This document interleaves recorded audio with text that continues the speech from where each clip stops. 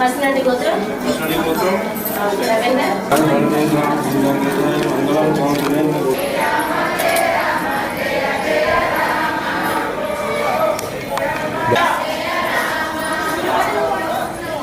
స్వామి పెట్టుకోండి ఫోటో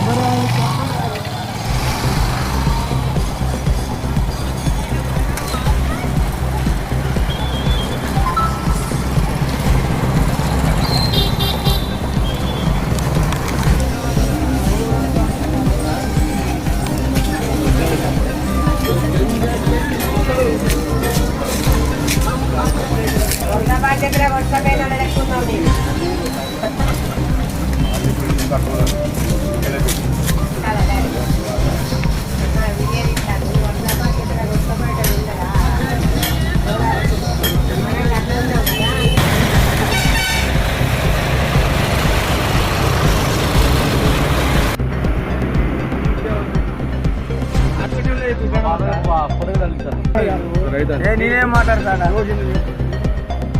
పొలం దిగరా పేపర్ వస్తావు బాగుంది మాట్లాడదు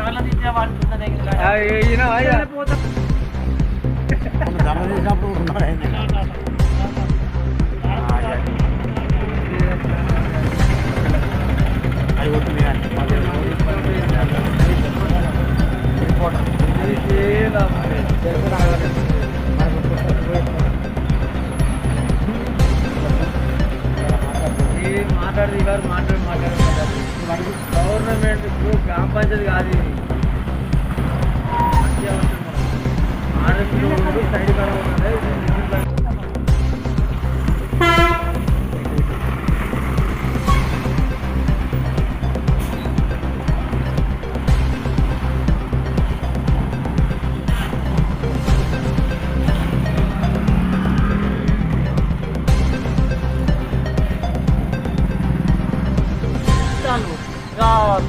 చిన్న చిన్న ఊరు గలి సింగిల్ రోడ్ కూడా పోతాను కానీ ఇది పట్టించుకోవడం లేదు. ఎంతో మంది చేసిన అక్కడ మొత్తం మొత్తం అంతా అక్కడ కూడా అక్కడ అడ్డరు లేవట్టినా కూడా సాయంత్రం అయినా మాకు భయం డబ్బుకున్న మాత్రం అయితే కలిగా పచ్చ వలిగింది. అయితే బాగానే చేస్తున్నారు.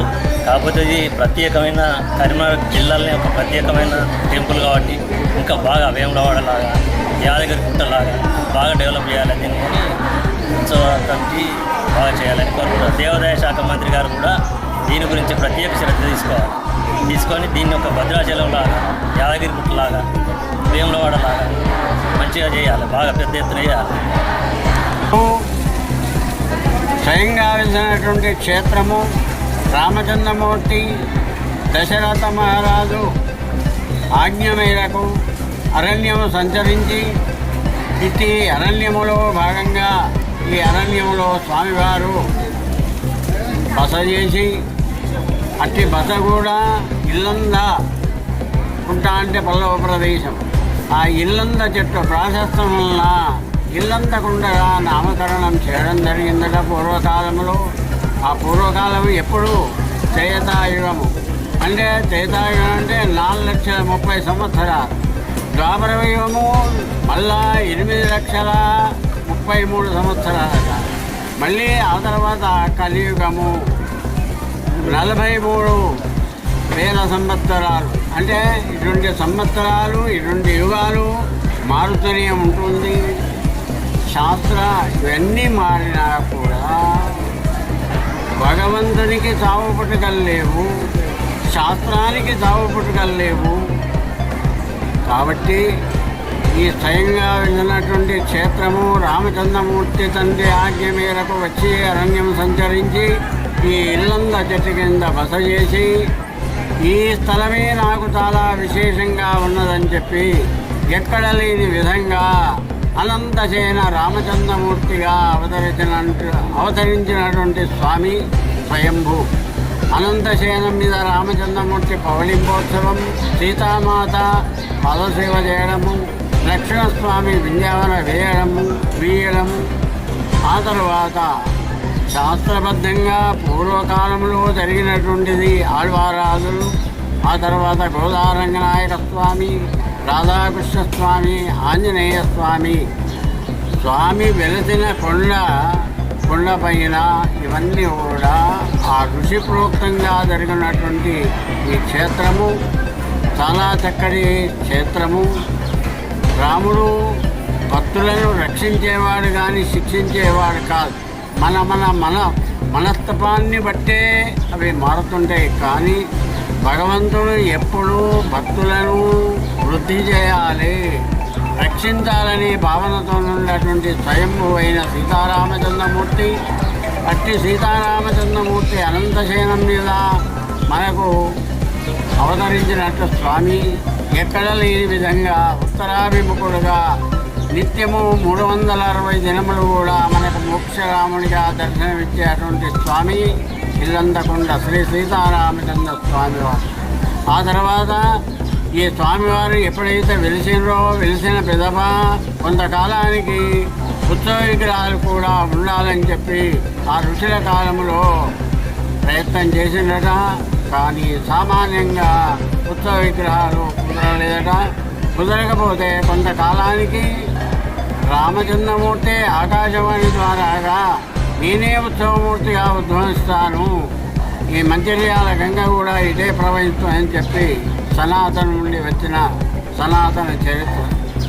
ఇట్టి చరిత్రలో భాగంగా రామచంద్రమూర్తి ఆకాశవాణి ద్వారాగా చెప్పినట్లుగా ఆ రామచంద్రమూర్తి శిల్పి వేషధారి అయి స్వయంగా ఇప్పుడు సీతారామ కళ్యాణ మహోత్సవం జరిపేటువంటి ఉత్సవమూర్తులు స్వయంగా భగవంతుడే తాను స్వయంగా చేసినటువంటి మూర్తులు కాబట్టి స్వయంవ్యక్త మూర్తులుగా పేరుగాంచింది.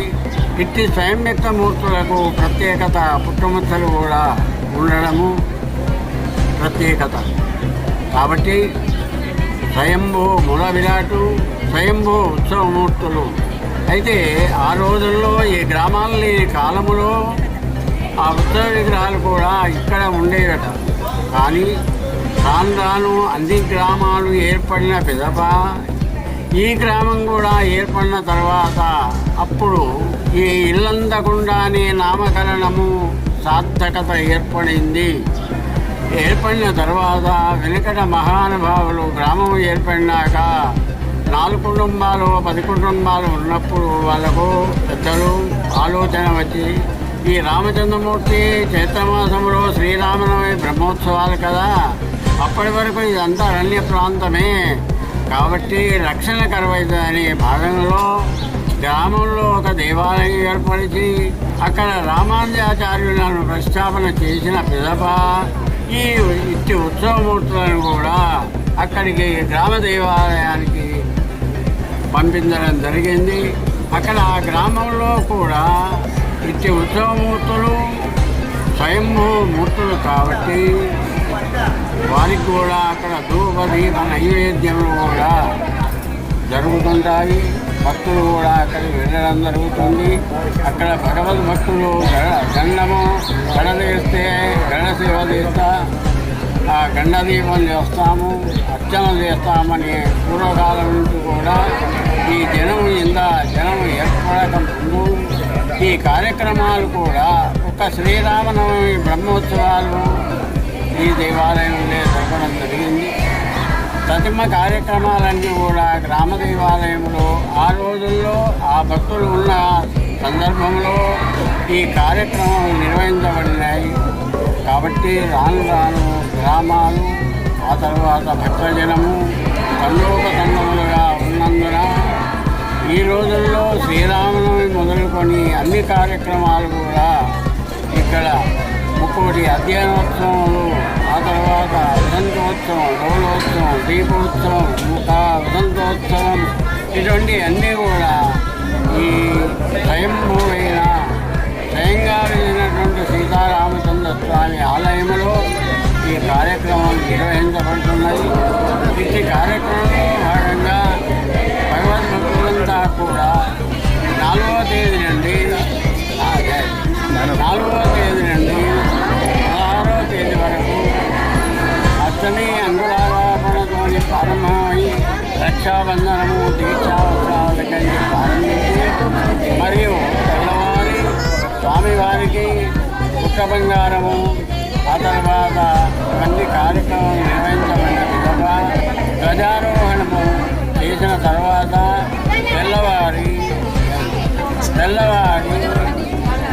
స్వామివారికి నెట్టివెళ్ళి ఆరాధన బ్రహ్మోత్సవాలు ఆరాధన కార్యక్రమం నిర్వహించబడి ఆ తర్వాత ఎదురుకోడు శ్రీ స్వామివారు 11:45 కళ్యాణ వేదికపై వేంచేస్తారు.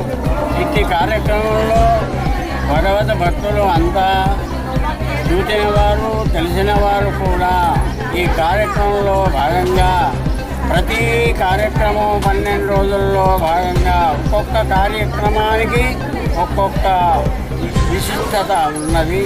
కావున కళ్యాణము ఎంత ప్రాశస్తం ఉంటుందో పట్టాభిషేక మహోత్సవం అంతే ఉంటుంది. ఆ తర్వాత గరుడోత్సవం ఉంటుంది, హంసోత్సవం ఉంటుంది, గజోత్సవం ఉంటుంది, అశ్వోత్సవం ఉంటుంది. ఆ తర్వాత చతుర్దశి దూపోత్సవం అనేది ఉంటుంది. ఈ దూపోత్సవం ఈ 5 రోజులు ఈ ప్రభుత్వోత్సవ కార్యక్రమం నిర్వహించబడును. ఆ తర్వాత పౌర్ణమి రోజు సూర్యరథము మీద స్వామివారు వేంచేపు చేయడం జరుగుతుంది. ఆ రోజు ఎన్ని భక్తులు సూర్యరథం మీదకి దర్శించుకుంటారు. 1 గంట వరకు మళ్ళీ స్వామివారు లోపలికి ప్రవేశిస్తారు.